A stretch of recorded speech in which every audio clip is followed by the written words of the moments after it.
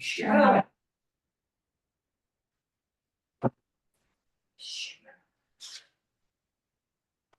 Kat, are we ready? Sharon, can you hear us okay? Yes, thank you. All right. Okay, we can call the city council meeting of July 3rd, 2024. Be open. Does anyone have a conflict of interest? Okay. I'd like to hear a motion to approve the minutes of the executive session of June 5th, 2024. I'll give you a motion to approve the executive session, or we're talking about the executive session, right? Yes. Executive session minutes from Wednesday, June 5th, 2024. I second. It's been moved and seconded. Does all those in favor say aye? Aye. Aye. I'd like to hear a motion to approve the minutes of the regular meeting and hearings of June 5th, 2024. I'll give you a motion to approve the minutes from the public hearing and regular meeting of the city council from Wednesday, June 5th, 2024. It's been moved and seconded to approve the minutes of June 5th, 2024, the regular meeting and hearings. I have one thing to say about that, a correction or a Yes. question. On page 3, under city attorney, the bullet point that starts with city attorney. In the middle of the paragraph, it says he reiterated the property owners in the UGB can force the city to annex them into the city limits. Is that the correct wording for that? What page, are you on page 3? Yes, page 3. Oh, I see, okay. Must mention that the dispute is the city's been dismissed. If they are adjacent to the city, they can force us to take them.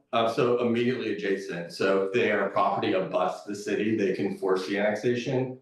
If they do not directly abut the city boundary, then they can ask and we can annex them, but they can't force their way in. Right, I'm just asking if that's the proper wording for that, that's all. Yeah, I mean, I guess, I think we could add it if adjacent. It says required under certain circumstances. Yeah, okay, that's accurate. All right, so we don't need to amend the minutes, you think, Peter? Okay. It's been moved and seconded to approve the regular meeting minutes. All those in favor say aye. Aye. Aye. All those opposed?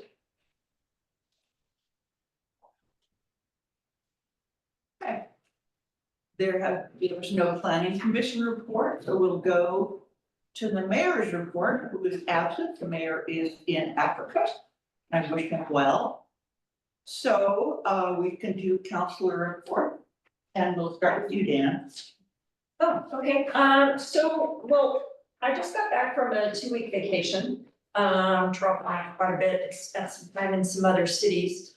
And then I want to give a shout out to the public works guys, because the day that I came home, the first morning, I think it was Monday morning, Tuesday morning, I drove out and the public works guys were out there just trimming up trees and keeping things clean. I noticed there was no garbage on the ground anywhere. I turned the corner onto Packway, the street sweepers going, and I was thinking, you know what a really pretty community we have. And I think it's pretty amazing that we have just 3 guys out there working citywide and they are able to keep it to the level that they do. So I know sometimes we have our issues where garbage, but it is not a long, I mean, I love our city and I want to give a shout out to the public works guys. The other thing I want to give a shout out to our 2 citizens, Tina Popke and Cindy Bricka. I don't know if you saw what was on the news, but they did a nice little segment about our beach and keeping our beach clean. And it was very positive. Tina says that they did try to give a shout out to our public works guys and Chad and the fire department, but somehow that didn't make it into the segment. But I want to say thank you to them for showing the initiative to do that. And then I just have 2 more things. I did attend the beach cleanup meeting and I will be there this on Friday. And then I attended, this week, I'm attending a countywide elected officials meeting with the county commissioners. And also this CIS virtual training regarding the Supreme Court decision on homelessness, and really to see if there's anything that we need to do that's gonna affect us in any way. So, Thank you. President? Okay, I've attended all the meetings for the, what do we call it, the, Public safety. public safety. You know, okay, with the clock. Okay, the things that we have agreed to are, we've hired a project manager, the Bosch Group. Right? We have now published the RFP for, We're gonna discuss that tonight and then get your approval. okay, for the architectural and engineering services. And we have scheduled through the Bosch Group, community engagement meetings. Right? So the public engagement meetings are gonna be in October, December, January, and February. What has not been decided for the general public is we have not selected an architect. That comes up in October meeting. Public safety building location, building size and the cost, which is, and and due to that, we have no idea what the scope of the work's gonna be or what it's gonna cost. Chief Josh over here, the police chief, as last meeting that we had, started to tell us what it is that he needs in, for his things, his needs. And Josh Como has also given his wish list. In addition to that, I had a meeting this last Tuesday with the planner, Garrett, and Angelina about a piece of property over on East McCormick Gardens Road as far as annexation into Europe.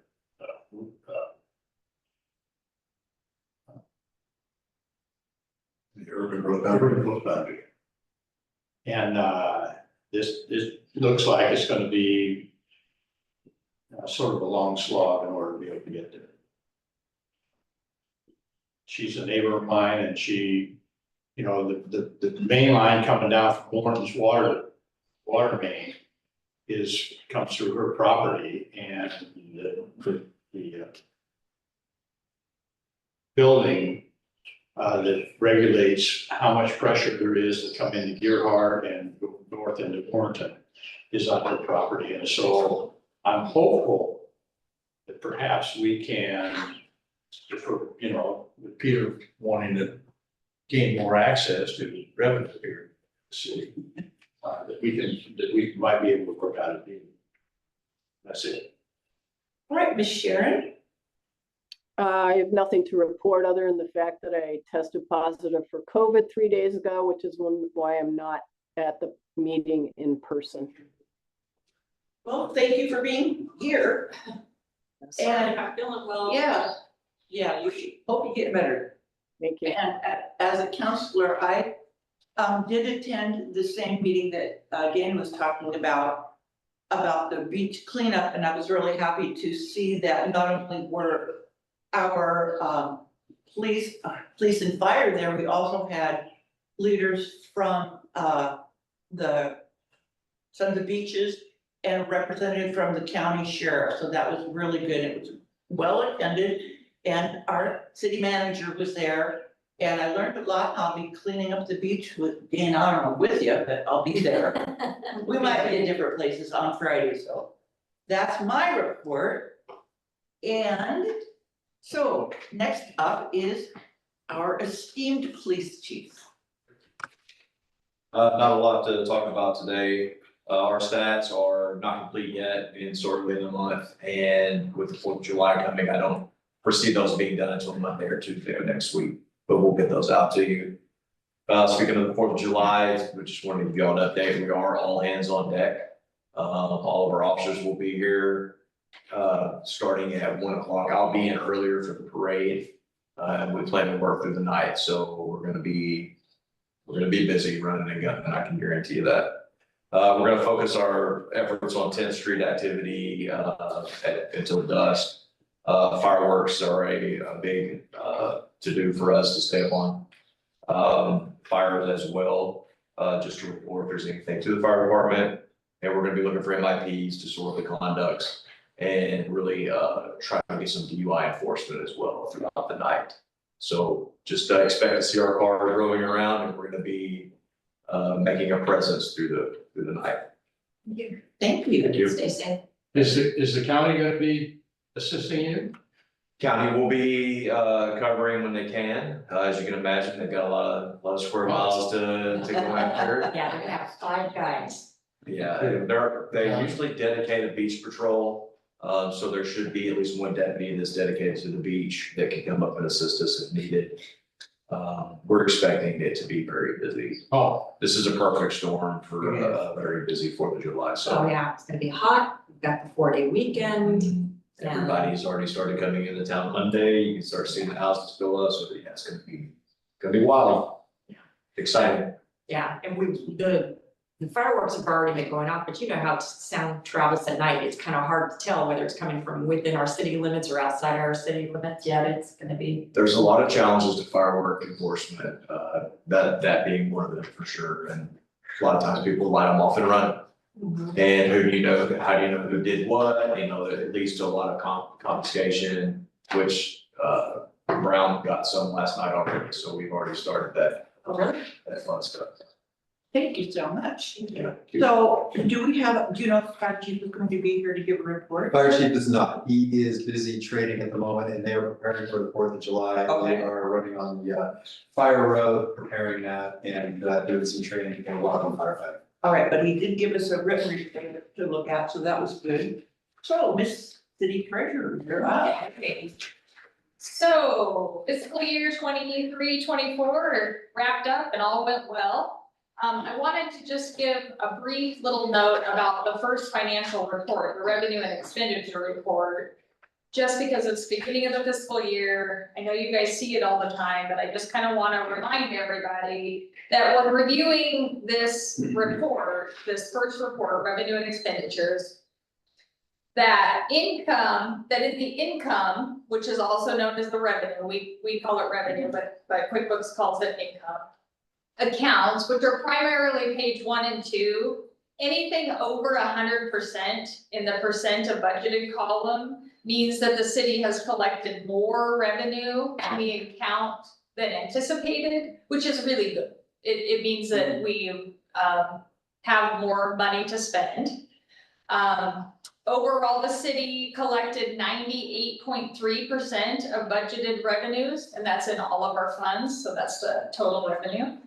And remember that in expenses, also known as expenditures, accounts, which is primarily page 3 to the end, page 10. Anything over 100% means that the city has spent more than it budgeted, which means that city staff should be monitoring and evaluating why these individual accounts are over. Maybe some circumstance happened, they should be conscientious, because the most important thing to remember about the expenditures is that we budget in appropriations, so we budget by category. So the individual account line isn't as critical. It is the actual category. So in expenditures, if you look at page 3, if you look at the administrative total 10 personnel services, we spent 99.2% of that. We're still a negative 2,000. That's right where we want to be. So we budget personnel services, materials and services, capital outlay. So those are the most important things to watch. thanks to the approval of the resolution for the transfer that we did in January, we adjusted a couple of figures so that those numbers were not over, which we can do by budget law, so budget looks, and reports look really good for June 30, so just kind of a little summary there. Significant transactions in June. We had the receipt of our annual Gerhart Fire Protection District contractual payment, which is in the 100018 account line item. A transfer from the Water Reserve Fund to the Water Operating Fund. A transfer from the General Fund to the Fire Apparatus Reserve Fund. The quarterly payment to the Gerhart Volunteer Fire Department for volunteer gas and clothing reimbursements. And a payment in 797900 for the owner's representative services on the public safety building. We are off and running and excited for a new fiscal year. Thank you. This might be a redundant question. What happened to all on the first page under miscellaneous? Where did those reports go since they were left blank here? So we budget just 1021 miscellaneous. Right. And then within the miscellaneous, we don't budget each one of those line items. Okay. So we budget down at the total 100021 miscellaneous. We just budget 20,000. All right. And then we have these little accounts in there. We don't break them down by individual account when we set the budget. Thank you. Okay. City Attorney, what? Sure, a couple of things. I was contacted by, a land use attorney that I know well, Wendy Collington, who is representing the owner in the, Palisades. And, she forwarded a water agreement that we had with the Palisades, very unusual agreement that was entered into in 2000. We may need to remove, the requirement to, annex. So I just got it, was able to review it. I want to touch base with Wendy again. But our agreement from 2000, the scope and what we agreed to is not at all what I would have expected to see. So, possible complication there. There is definitely a path forward as far as requiring annexations of future properties, and I'll probably bring that in August for our consideration, but we might not be able to grab this one. Also, was contacted by an attorney related to the property on 194 South Ocean. And we're like 15 emails in, and I still have no idea what he's looking for. So I don't know if there are improvements that were built without permits, because he says they're entitled to them by right, but he won't tell me where they are or what they are. And I've been like, what application should we use? And I'm like, kind of depends on. So we're just having a lot of trouble communicating with each other. But his last email, he said we're not yet going to have the zero clusters. That's good news. But yeah, so he suggested maybe they come up with their own application. Where's 194 South Ocean? It's probably about 5 or 6 houses in. On the west or east side? 194 is on the west. Westland, yeah. So, Is that the one that's under construction, the one that was torn down and being rebuilt? no, that's like. No, I don't think so. It has to do with oceanfront building line and. I mean, like, what they're dealing with, we really have 3 lines. You know, we've got the no build line, we've got the line from 78 that, what was it? The professor, the Dr. Palmer.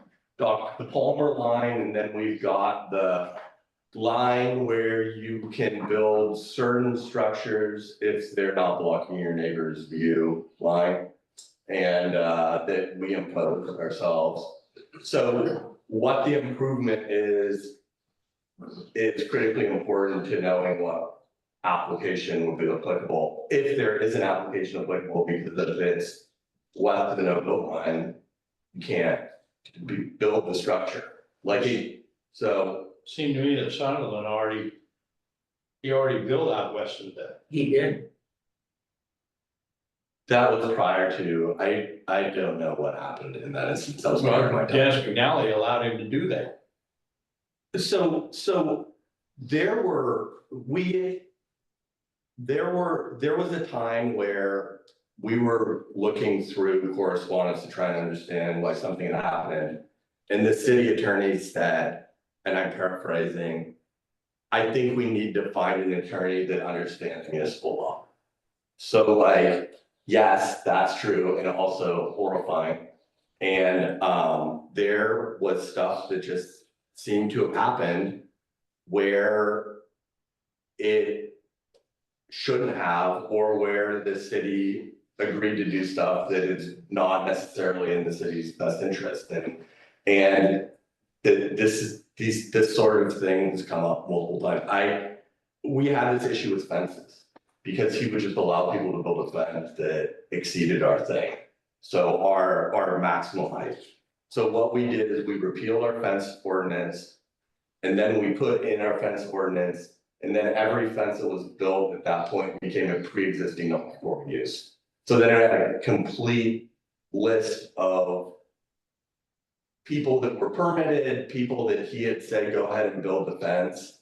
And we had a comprehensive list. So some of the stuff, we just don't have a comprehensive list. And we don't have any written records of why he would allow something or not, because everything was done verbally, apparently.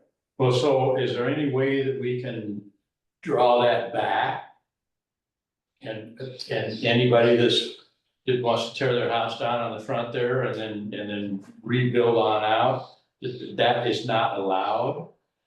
So he would be an exception to the building line? The state's no build line, I believe, was adopted in 1979. And so there are multiple houses in the Palisades and other areas where they were built. They were already built prior to the line being imposed, and so. But the Palisades is not the problem. So I don't know why someone would have allowed to build where they've built, if they built west of the line, and I'm not sure why the neighbors wouldn't have litigated that, or why the city wouldn't have. I can't speak to that, and I don't know what would happen. Well, the Palisades would be under an HOA. Right, but it's like throughout the northern Oregon coast, there were a lot of houses that were built pre-1979 that are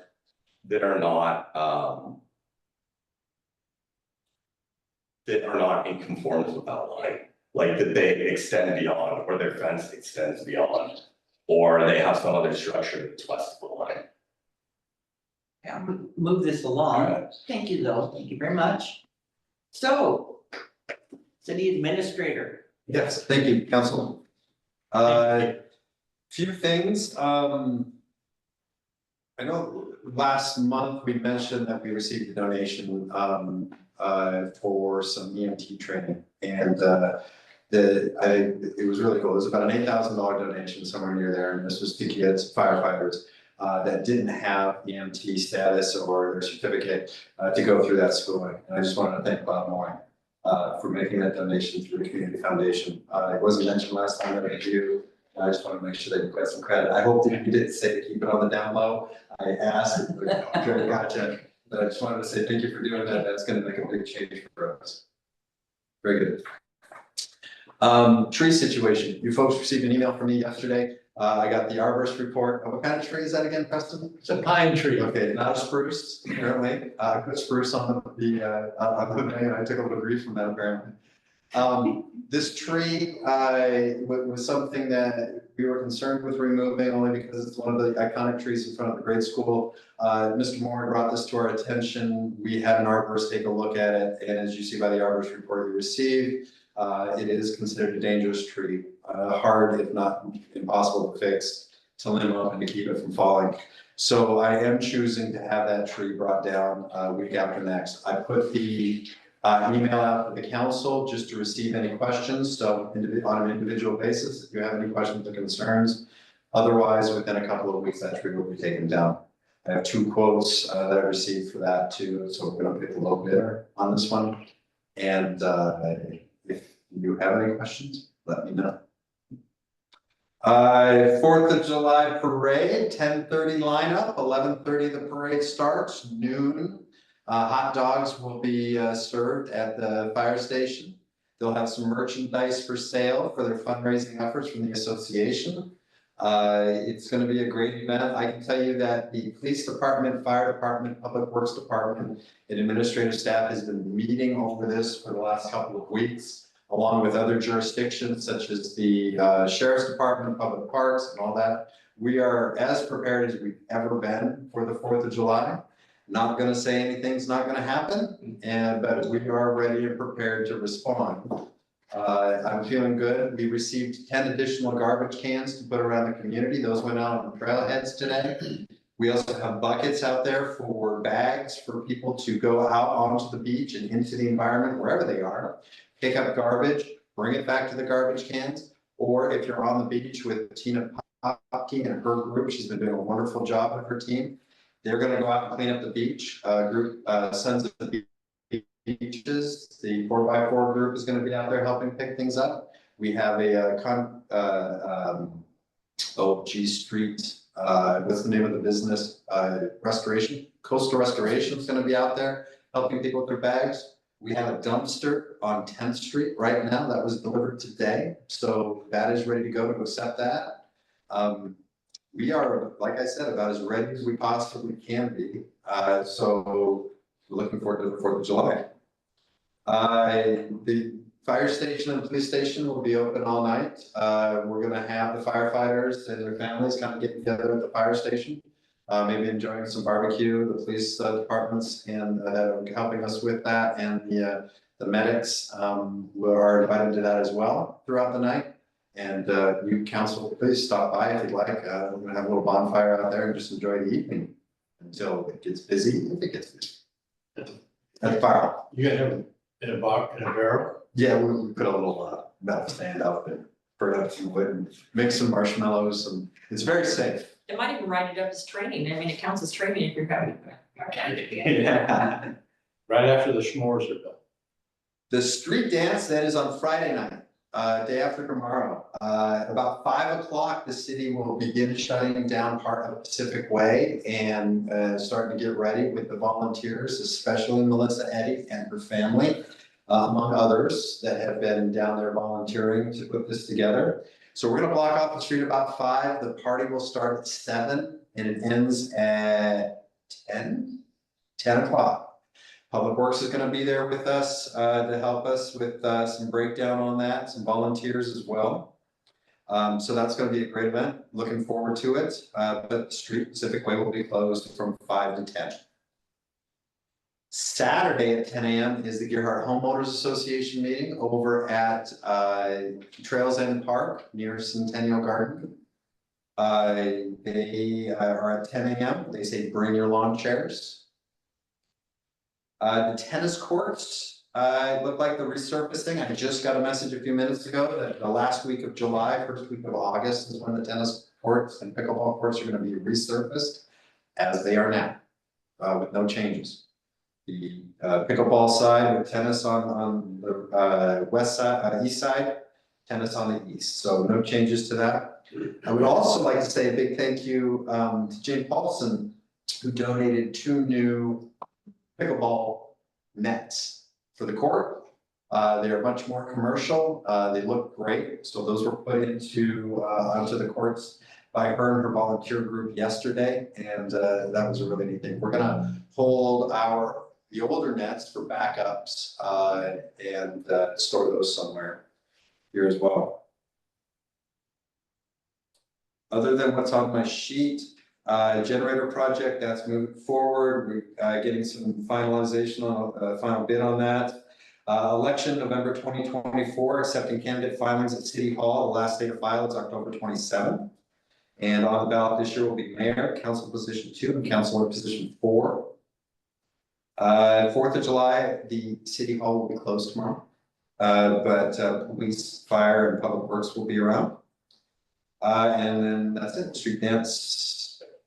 By July 7th. Would you elaborate on the second bullet point there about the zip code update with state elected officials? Yes, so the zip code update, we had a meeting that included some representatives and also the USPS. We talked about the zip code situation, and they were telling us at the time that the probability of us getting our own zip code is going to be very difficult and not likely. But they are working with within themselves to talk about the current post office, how to maybe do some things to enhance the services there. That post office seems to be running fine with the new purveyors. And there is still some information yet to come from USPS that we're waiting for. But right now, there's not much else to report. Did they indicate why it would not be likely for us to get a zip code? The USPS is actually getting rid of as many small post offices as they can and incorporating them into larger postal services. Okay. And that is really what it is. And so what we are asking them to do is the exact opposite by putting in another smaller for something for them to manage. So they said that's where a lot of the difficulty is. Sure, I get it. Okay, thank you very much. And I see we have no visitors that were scheduled. So we're going to go to public communications for written and oral. And on the sheet, to sign up for the city council meeting, nobody put their name. But maybe there are some people that might have their hands up, but I don't know. But meanwhile, while they're checking that out, I will read anyone wishing to address the city council concerning items of interest not on the agenda may do so at this time. All remarks will be limited to 5 minutes per person. Requests to comment electronically must be submitted by email to the city recorder at info@cityofgerhart.com no later than 4 p.m. the day of the meeting, which is today. In-person attendees wishing to speak are required to sign in prior to the meeting. So I don't see anybody wishing to speak. No one emailed to speak. All right, thank you. And the only written comments that we have was from Judy Nordmark, said, thank you, city council member Sharon and the city workers for cleaning the sidewalk along the Pacific. I mentioned it to Sharon. The sidewalks needed cleaning up and it was done soon after. Thank you, thank you, thank you. Makes it very much more attractive. So thank you to Public Works and to Councilor Sharon for that. All right, now on to ordinances. The ordinance is, this one is regarding renaming a private road. And I need a motion to the second reading of ordinance 944. To name the street, one of my favorite all-time names. Just kidding. Heavy Lane? Penny Lane, no, the exciting macadam. So I just need a motion for the second reading, but that's all I'm saying. So the motion would be that the motion to approve ordinance 944, the second reading once by title.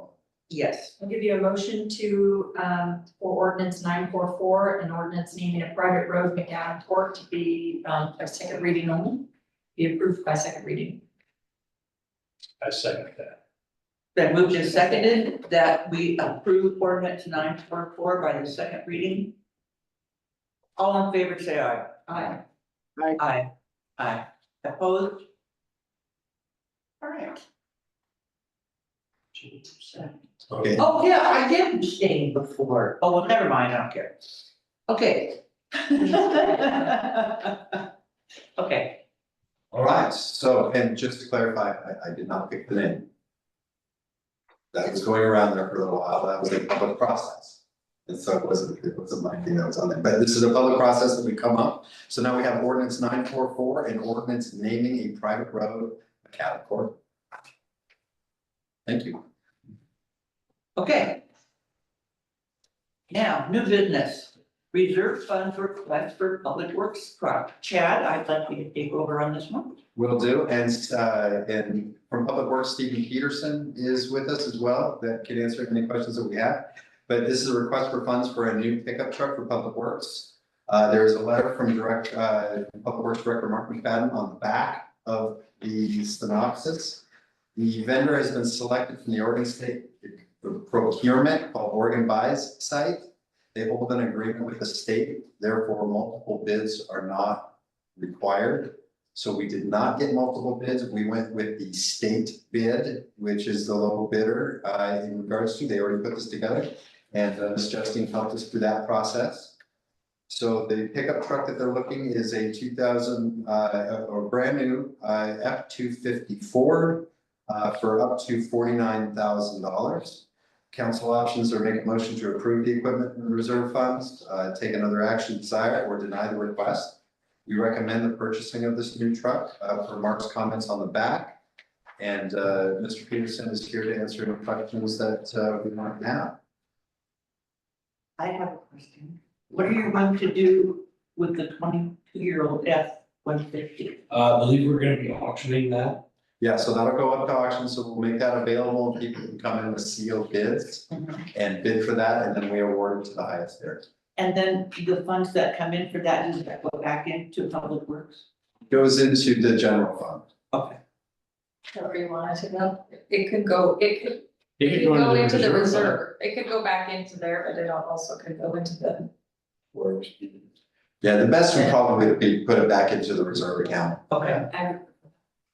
Yeah. For the public works vehicle reserve fund. Yes. Do you have anything you want to add? Not really. It would be greatly appreciated to get a new pickup. We've got, all of our rigs are over 100,000 miles now and getting up there. Okay. That's just baby miles. Yeah. Okay, I need someone to make a motion to approve the equipment reserve fund up to $49,000 for the attached bid. I'll make a motion to approve the equipment reserve funds request up to $49,000 per the attached bid. Second. Okay, it's been moved and seconded. All those in favor say aye. Aye.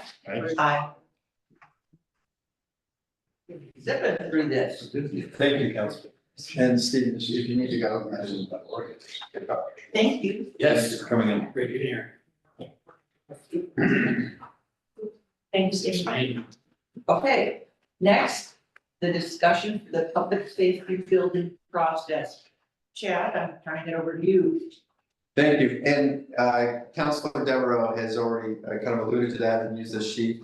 So we have been in multiple meetings. We've been in 3 staff meetings with 2 councilors, the Klosh Group, the police department, the fire department, and city administration. These 3 meetings have been to begin talking about the process, to go along with our process for going for a public safety building. The important part in this is that no decisions have been made yet about location, type of building, what the size of the building, and how it's going to be built. These are all part of the process that we want to make sure that is, and especially the mayor, that wants to make sure that is in a public forum. So the first part of what we've been working on is just to kind of get the game plan put together for how we're going to approach the public. And on the back of this sheet that Preston Devereaux was looking at is the process outline. What has been decided, some dates, and what has not been decided. What we've done so far is we've discussed the process of how we're going to get some experts involved to begin giving the city and its residents information on where we are as far as what we have available to us, both the locations for the building, the amount of space that we have for the building, the type of construction, that we're going to have to build this building in, being a critical infrastructure within the tsunami inundation zone.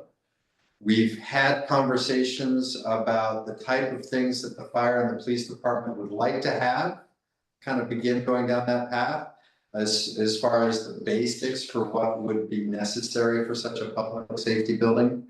And then we started talking about hiring an architect to be able to get this information put together in a format that we can begin going through these public meetings, bringing the public through with what the ideas are from the public, from the city council and the staff, and how we can accomplish them, and then begin looking at pricing before we go to any type of bond issuance. So what has been decided, as Preston was talking about earlier, is that we have hired the management group in Klosh. We are going to be doing a meeting at the mayor's request in August. It's going to be a simple town hall meeting, a short one, that will introduce the Klosh group to the community, talk about what the Klosh group has done for other communities and what they're going to do for us. It'll be more of a familiarization with the Klosh group and how the city process is going to work. Then after that, we're going to get into October Community Meeting 1, which hasn't been scheduled. The date isn't scheduled yet, but it will be in October, education and listening, to where we can learn a little bit more about what we have, what we need, and then listen to our constituents and residents and people who otherwise live here in town. Meeting number 2 is to review some architectural concepts. It takes time to get these concepts down, to start doing some planning. It also takes money. So we're going to be discussing some of the concepts in December. January, another community meeting with project pros and cons, and a little bit more deeper dive into some of the costs that might be involved in this. And then in February, a community meeting, again, final evaluation and recommendation to council. So it's a pretty robust meeting schedule. There's going to be a lot of opportunities for the public to attend and to listen in and to give input. The things that have not been decided, again, we have not selected an architect, but tonight we're going to be talking about putting out for bid an RFP for an architect to come in and help us through this process. That's coming up next on the agenda, and we'll talk a little bit more about that. Once we have the architects, the RFP out, and we begin receiving bids from these architects, September period of time will be a period of time where we can do interviews with these architects to make sure they're the right fit for Gearhart. And that will involve some counselors, probably some people from the public, some residents of Gearhart as well, and staff. And then in October period of time, near the city council meeting, if not at the city council meeting, the city council can then make a decision, an informed decision on who the architect that we want to help us through the first part of the process. Now, this isn't the architect that we will necessarily hire to take us through the entire process. That will be another decision of the council and in the future. But this will at least get us to pricing and then potentially going out for a bond if the council and residents so choose, if the council so chooses. We also have not talked about the public building size and or cost at this point. There's a cost range in the RFP that we've been talking about, somewhere between 10 and 15 million. That was just an estimate that we threw out of what the cost could be for such a building. And that's also so that we can right size the architect who will help us through that project. We have to give an estimate so the people that are putting in bids have a better understanding of what it is that we're working with. But we are not sure what the costs are going to be at all. Public safety bond vote date has not been determined yet. There has been conversation about potentially November 2025, but we're not sure. That is going to be part of the process. Education, listening, concepts, and all of that. The city council will help make that decision in the future. Also, we haven't heard the recommendations from the community to the city council. So that's another important portion of this process. And Councilor Dana, I apologize. There is a meeting on the 9th with the Klosh group. So I just want to make you aware of that. We will have another meeting with Councilor Dana Gould, Councilor Preston Devereaux, police, fire, and city administrative staff to again talk about the RFP process and then to continue moving forward with this outline of meetings. Any questions from the city council? Yes, ma'am. In this timeline that you have between August 2024 and February 2025, what date do you suggest that the location will be chosen and how? Somewhere within these dates here, everything really needs to, if we were gonna go with November 2025, a lot of those decisions would need to be made in a February town hall and a March city council meeting. Then how can you review the architect concept if you don't know where it's going to be? That's the process of going through these meetings here, working with the work group. Okay. Those locations will be discussed in the work group meetings and in the public at the town halls. Okay. And we'll receive feedback from them. It's gonna be tight. I guess. Thank you. We would only go out for bonding if there's very strong community support. So like, we don't, if there'll be some polling that will need to be done at some point, because we don't know if this, some in the community say this is a priority, we don't know what that number is. And then something can be a priority in the community, but people might not want to pay for that priority. So, I mean, we would need, I mean, there would need to be substantial community support. And then if there isn't, then there needs to be more community engagement and more process. Because it doesn't make sense to go out for something that we don't have the numbers. That's true. Thank you. I have a couple questions. So it's my understanding there's already been 2 meetings and there's going to be a third one, is that correct? There's been, yeah, actually 3 meetings with the Klosh group so far. We did an extra meeting to discuss the RFP. And then there's going to be another council staff work group meeting coming up on the 9th. Okay. Of this month. I've had some feedback from some citizens that the process so far with the meetings with the Klosh group have not been in keeping with the city's commitment to transparency.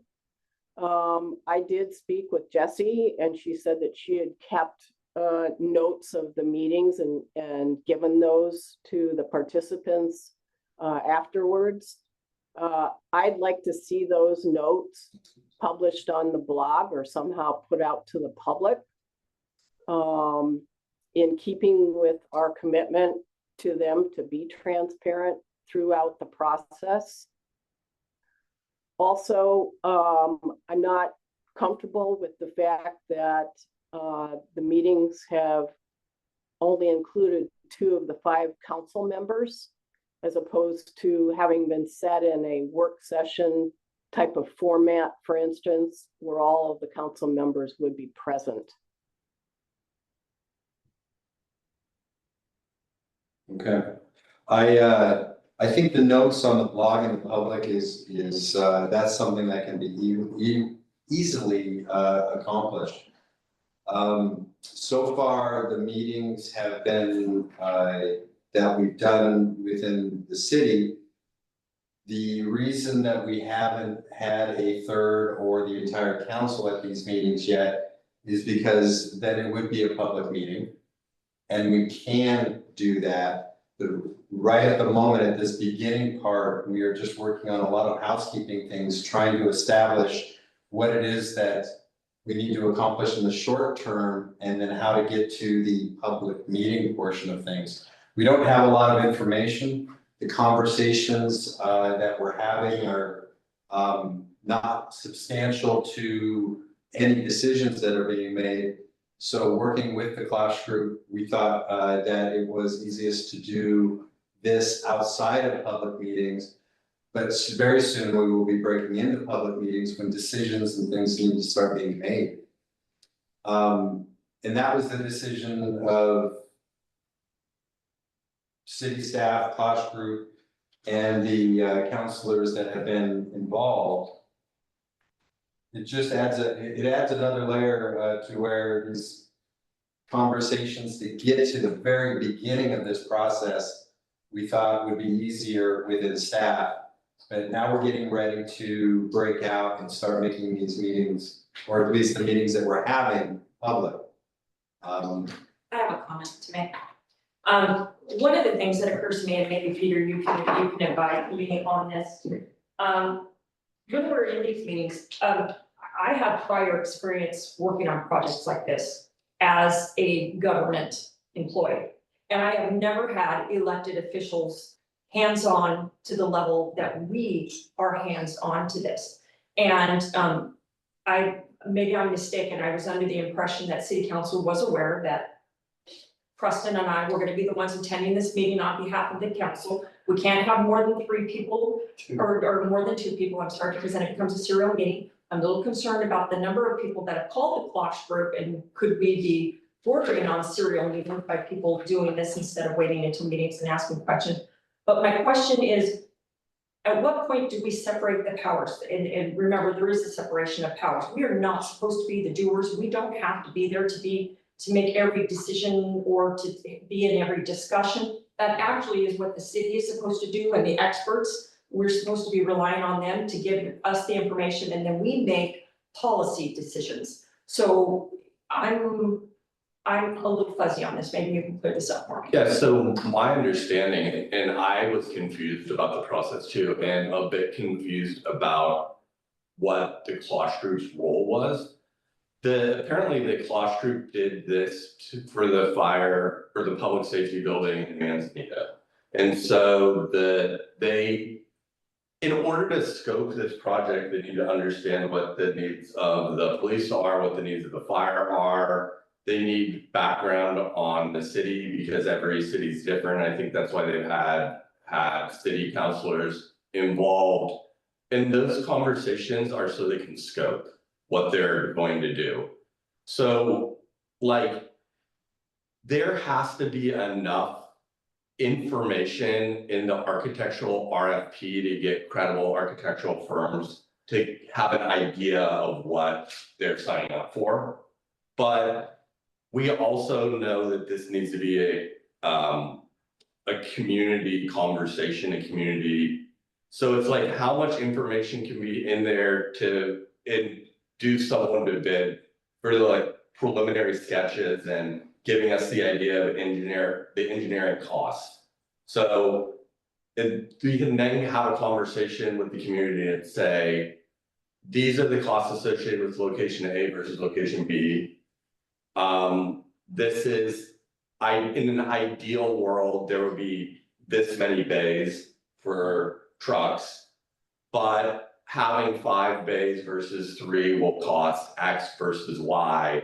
What would your preference be? And then would you be willing to pay for it? I mean, would you be willing to agree to the bond or levy to pay for this? So I had thought it was more of I think the Clash group does less strategic messaging than I had anticipated. That they're part of the reason they're bringing in the architect is so that they can have, the architect can have those conversations and inform their vision. And then I think that, to your point, generally the job of the council is to create the vision and values, and then the implementation is left up to staff. But I think that we learned a lot of lessons the last time we went out for a fire station. And one of the things that I heard over and over again was people didn't feel that they've been listened to or heard. So I think that's why these conversations don't need to happen. But like Slosh Group also needs to be able to have conversations so they can get a better understanding of both the community and community needs. And I think that those are more of what I would term as staff meetings. That's what would normally happen via staff. They wanted some counselors involved. And that's how they want to do it. But once I think they have an idea of the scope, and then once Jesse has a better understanding of Gearhart, then everything's gonna be public process. I mean, if we get polling, we're gonna share that with the community. You know, all of that would happen, but there need to be some other conversations that are happening that are just so much more efficient than to do it that way instead of community meetings or public forums. So if I'm hearing you correctly, just tell me if I'm getting you wrong.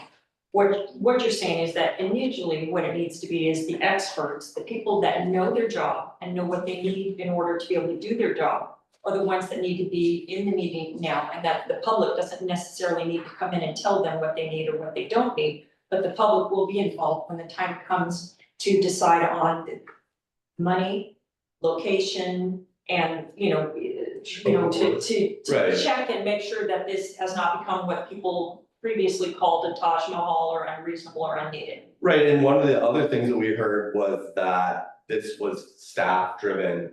This was staff driven, and that the electeds are the electeds, and why weren't the electeds more involved in it? And I think it's to your point, because generally it's staff that implements the vision and values. But there are people in the community that did. I think they believed it was far too baked. The whole concept was far too done prior to it going. And that I remember very differently. I remember us soliciting people's opinions over and over again and having town halls, but COVID happened and yeah, we had a lot of issues. So I think it's like, how can we efficiently get to a place where we can then determine whether people want to move forward? And the other thing that I'll say is it's really hard, in my experience, for people that are tasked with coming up with the concept that will maybe come to fruition, for them to understand we might not be. We might not be going out for a vote. We might not be, this project may never happen. Or it may not happen for 10 years or whatever it is. And so when I reviewed some of the things, they're like, well, if this is never going to happen, then why would anyone bid on it? And it's like, yeah, but it might never happen. And we need to be really upfront in our conversations saying that we need, to Preston's point, community support, not just voter support. We also need voter support. We need to know what those numbers are. And then, are they willing to pay? And if we have community support, if we have support from our voters, and if people are willing to pay for this at a high number, because what people will say and then how they vote, there's a spread there. So it need to be high. If all that happens, then we'll go out, and if it won't, we won't. Well, before you cut me off, and I know we need to move on with this, I have some concerns with what was just proposed. We need to remember that elected officials are not here for the long term. And when it comes to projects like this, time is money. We need to get it moving forward. What we cannot afford is for in November, should the city council look completely different, and now we have new city councilors that need to step in and be involved, that it would become something where we're gonna have to pivot suddenly and change, and then that's gonna cost a lot more. We need to keep moving forward. We need to rely on them, and then we need to do our job in overseeing them and making sure that it is going there. But I am not gonna be part of serial meetings, and if people are gonna continue to call, I'm gonna resign from this right now. I'm gonna ask the city council to either clarify if they want me to represent the city council, or if somebody else wants to represent, because I'm not gonna be part of a serial meeting. Yeah, so we need to be really careful that decisions are only made in public meetings, and that they're not happening. I think that we're almost to the point where Klosh we're going to be out of this. when they're going to be doing everything publicly. It's just like, there's a little bit of time that needs to happen, and again, they bill by the hour. So it's not like me where it's a flat fee a month, so it's like, hey, let's ask them some more questions. Like, they're billing by the hour, and we need to efficiently get through this. So, I now have a better understanding of the scope of their work and how they do their work. And that work has been successful in other communities, and maybe it will be successful here. I think that to Sharon's point, though, there is a very large point where we want to be more transparent in this process. I can say that right now, no decisions have been made in regards to anything substantial.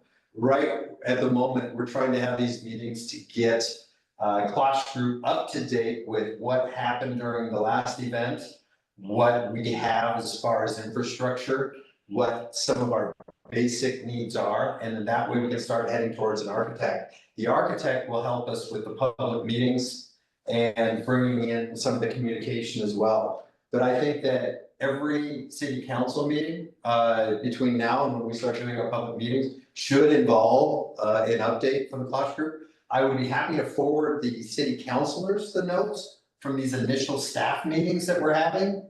And then once we get some of the ground rules done and some of this information established just to get started, then the public meetings and the public inquiries start. But at this point, it would be really hard for us to hold public meetings for every staff meeting that we wanted to have about this in order to remain transparent. So it's a balance. We're going to try to figure that out, but I can tell you that right now, no decisions have been made. And everything that does need to have a decision by the council, we're bringing to them. For example, tonight, I'm putting out this RFP. We're not selecting an architect tonight. What we're doing is we're asking you for us to go out and have an architect give us their proposals. And so then it will become a public process for the city council and upcoming city council meeting. So having an entire public process for staff meetings, that could really slow things down as well, but we're not gonna get to a point where we're making decisions outside the city council or the public's knowledge. As major decisions anyway.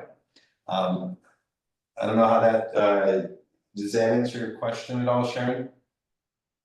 I guess so. I mean, it's really hard to follow all this because everybody's got a lot to say and I'm not well. But so am I hearing you say that you don't want to put the meeting notes out to the public?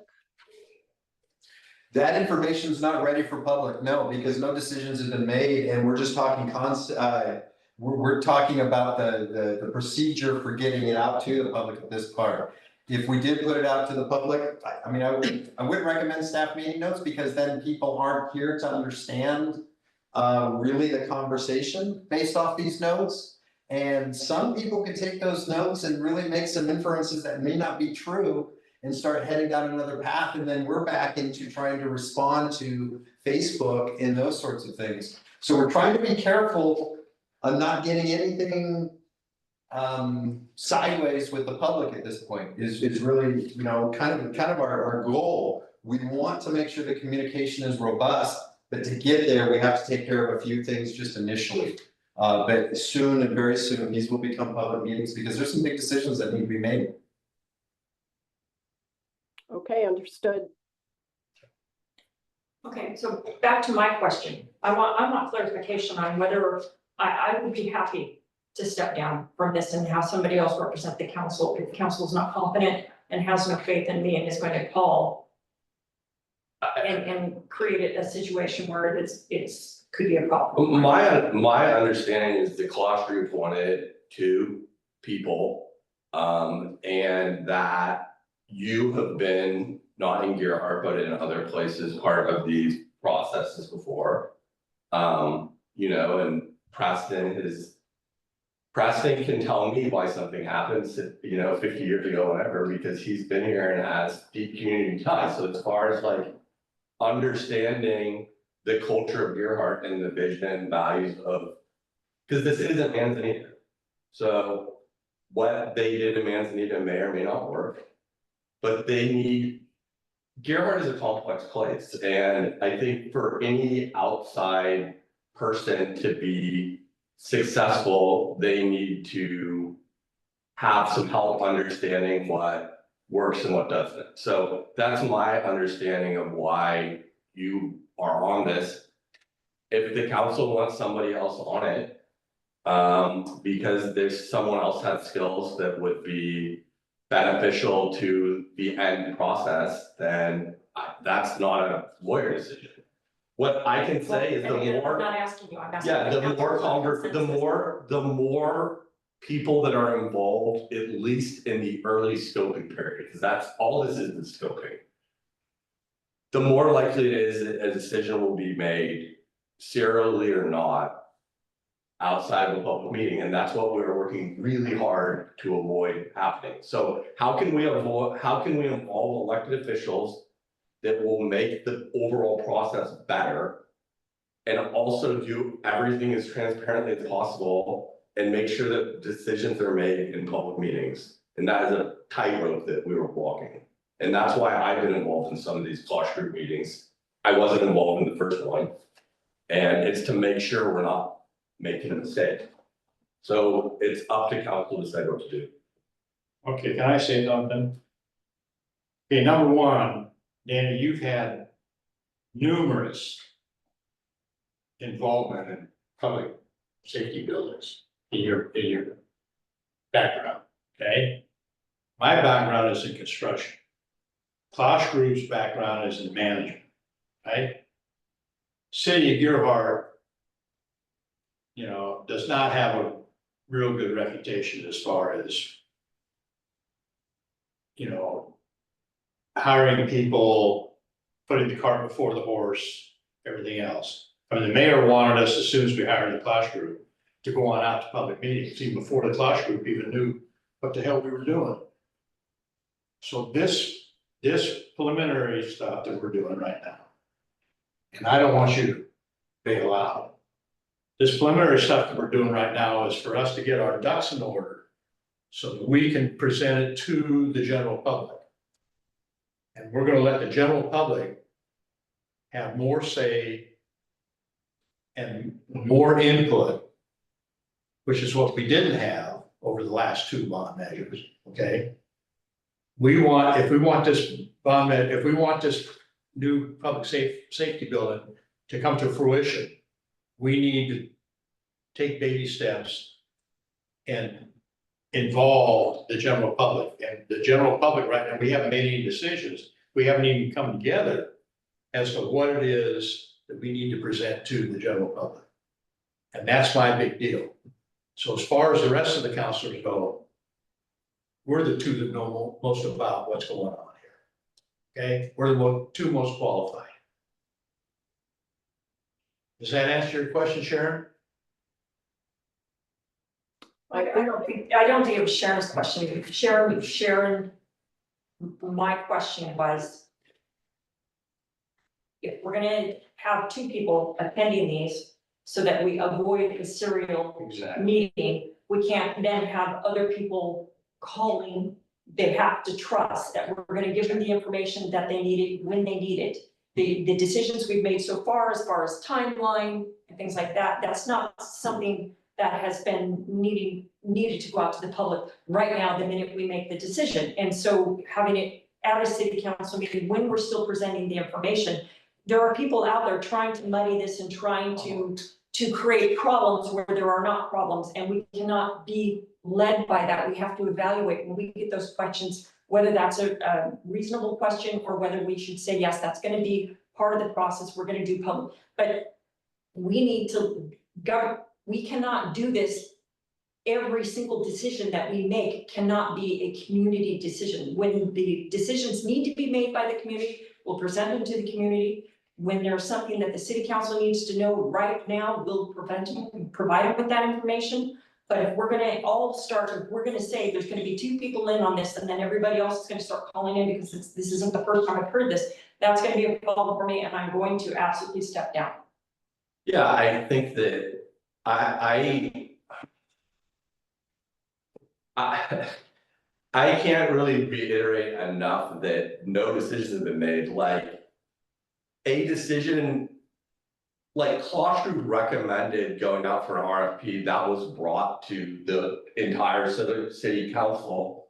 To decide whether to go out for an RFP, Klosh Group recommended a schedule. We don't know whether this will be the schedule because we don't know. If they can even get the architectural and engineering information they need post. After we've talked about vision values, what we want, the amenities it needs to have, the amenities we'd like it to have. Like, we don't even know if they're going to be able to get that under the wire for the November election. They think that that is possible. We don't know whether we go out in November. We don't know whether we go out the next May or in a year. You know, after this, there are probably going to be some questions for people, maybe some people that might have the means to donate funds that would impact the cost of, or the amount of the bond. Those are conversations that, you know, could happen, but all of this can't happen in public meetings. Because if it is, we will never get through. It would be a multi-year process. I mean, it's just, that's just how it is. I agree.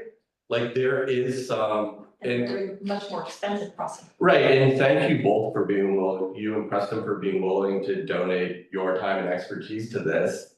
But again, when it came time for a decision, it's a council's decision. Exactly. All right, well, right now, I'm gonna get back to the topic, which the council, if they so wish, can approve through consensus the posting and collection of proposals from the architect and engineering firm. So do I have a general council consensus to post these proposals for architect and engineering firms? Yay. Yeah. Yay. Yes. Sharon? Yes.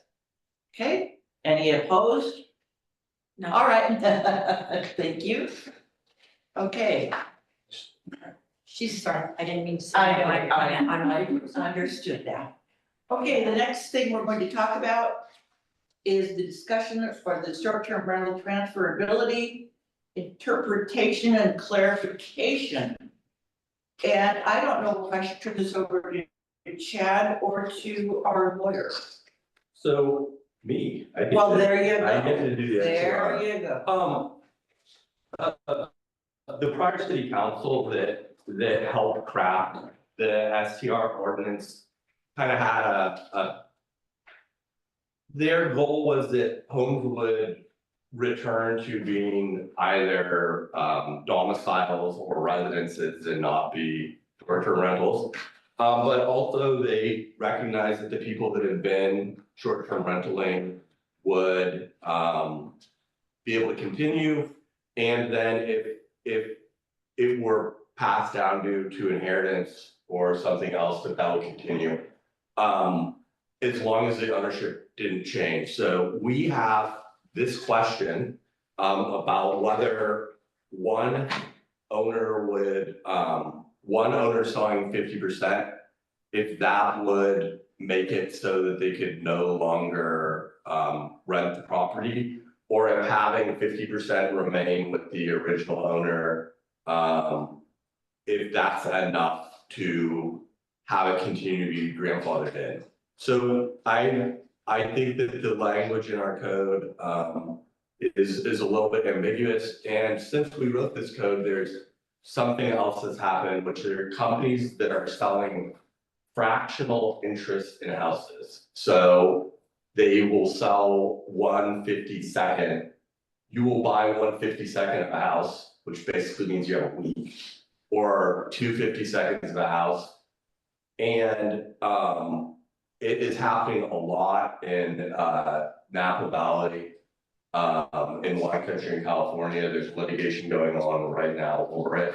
So to the extent that transferring a portion of this and having a remaining owner stay at 50%, if that doesn't discontinue the use, Then I would also like to have some guidance on how much needs to stay with one of the original owners or their families. Because these fractional shares in houses look a lot like short-term rentals. It looked like, Timeshare. Yeah, Yes. it looked like timeshares. yes. Let them go to Worldmark. So my understanding is, this is prior to my arriving here, my understanding was that this was voted on by the people. Yeah, is that correct? Right, so Okay. they did an initiative. Okay, and it says that a vacation rental permit is transferable only by inheritance. Yes, However, I'm sorry, I didn't mean to interrupt. So this could be a way to get around that, because I could then perpetuate it forever, because I could sell it to him. And then his son could inherit it, and then it could continue farther than I think what the voters intended. Am I incorrect? yeah, no, I think that that's a reasonable interpretation, is that what Mayor Whittup and that council wanted was that families should be able to keep it, but that once you sold it, you lost the grandfathered in. And then this is a little bit different because they're two unrelated, or maybe they are related, we don't know. There are two owners that each own 50%. The one wants to sell it, the other one doesn't. And I think it does quite well as a short-term rental. So whether or not this is transferable would impact, I believe, whether it's sold and also what kind of price it would fetch. Because if you are getting that income stream, that does potentially change the value of the house as compared to your family's vacation house or also. Okay, well, I mean, if you have two owners and one of them wants to sell, then if the other owner doesn't want to buy him out, okay, then all bets are off. It ceases to be a short-term rental. If that's the way you want to interpret that, and I think that's a reasonable interpretation, then this is why I'm bringing it to you. Okay. Again, I wasn't here at that time, but I didn't see it and as ambiguous when I read it. I thought that's what the voters intended, was that it's you either inherit it or you don't. You can't sell off your share and have it continue to be a short-term rental. There's no avenue for that in here.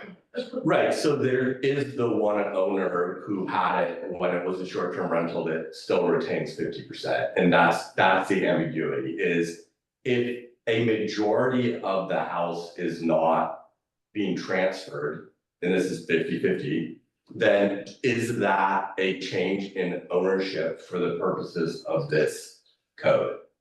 Only if the current person who wants to have retained the ownership. You know, if the other person gives up his deed, that's the only way I'm ever gonna see it. Okay, so if there are two owners and one buys the other one out, then they would retain. Correct. If the one sells to an unrelated third party, then they lose the STR. Is that your preferred interpretation? That's my, I think that, to me, that is the only interpretation that I see. I don't see Yeah. any way that you can continue to sell it and you can transfer it by sale. Okay. Yeah, that makes sense. And that makes sense.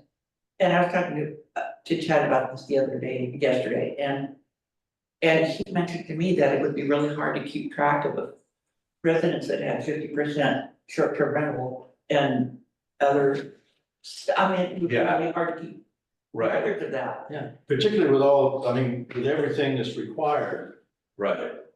you know, in a short-term rental. Yeah, Yeah, who would go after if they're not looking at who are, Yeah. to the rules. This is like a shell corporation. yeah, I understand. Of the Cayman Islands. Right, so that's why I wanted to bring it to you guys. Thank you. Thank you. And Mayor Carey in Alaska, in Africa, he wanted to know if we should have a work session on this information. And, but I can see as a consensus of three of us so far. And Sharon's here as well. Oh, Sharon, what do you Yes. have to say? Yeah, I agree, like, I am with Yeah. the majority. It has to be, yeah, I agree that it should be 100% vacation rental. Do we Okay. need to clarify this, or is this something that we can just? No, policy decision and- they've reached out to us, you're entitled to vast deference in your interpretation of your own code. They reached out to us because they weren't sure and they wanted to understand and I think that one of the potential purchasers also may have reached out, or maybe it was a realtor, I don't know. And I said, let's take it to the council and get their interpretation. Yeah, I think it would be very unfair to all the Yeah. other people that were not able to sell Yes, a short-term rental to interpret it any other way. Okay, so how do we move forward on this? I mean, do we need to, We just say this is what they said. so just a consensus of. Yeah, to the extent that there was any ambiguity, Sure. the ambiguity's been resolved. You're not making a decision based on this particular issue, you're helping us interpret the code. And you're helping inform other people that where there might be four siblings that own a house and maybe that house is Yeah. a vacation rental, what their options are going forward if one of them doesn't want in. Which I think that makes sense. If there was four and one wanted to sell, the other three picked it up, I would see that the short-term vacation rental permit would not be diluted. It would still be within the family and for the purposes. But if it was to sell and a third party came in, you're kind of diluting things. It would be very difficult for us to administrate, but then potentially to track that going forward, you could have entirely new owners in 2 or 3 sales, and then that would still continue, and I'm not sure that's what the community. Well, and the other thing is, I mean, it's, it just puts more burden on the staff. Mhm. all right. Well, we're just moving right along. Yep. Okay, now we're down to council concerns. Sharon, I'm gonna start with you, I have nothing, thank you. okay? Wow. Preston, yeah, what are your grievances? What are you upset? I'm upset because you didn't get the name of Abbey Lane. Next time, Lane's coming up. Miss Dana. Yeah, one thing I forgot to mention during my, my spiel in the beginning was that the next small cities meeting is actually gonna occur here in the Seaside Library. Seaside is hosting it, but we are also co-hosting it, so we're meeting our obligation to host, but saving money and using their location because they've got a larger location. So it's August 2nd from 11 to 1. If you're interested, it's free, you just have to register. Awesome. Is that it? August 2nd. August 2nd. It's always on a Friday, so from 11 to 1. And I always get valuable information or you're with a group of people that you can ask them, hey, what do you guys do about this? They usually have answers for you. Okay, do I hear a motion to adjourn? I will give you a motion to adjourn. I say. All those in favor say Abby Lynn. Abby Lynn. Abby Lynn. All right. Thank you, Sharon. All right. Thanks, Chief. Thank y'all. Oh. Guess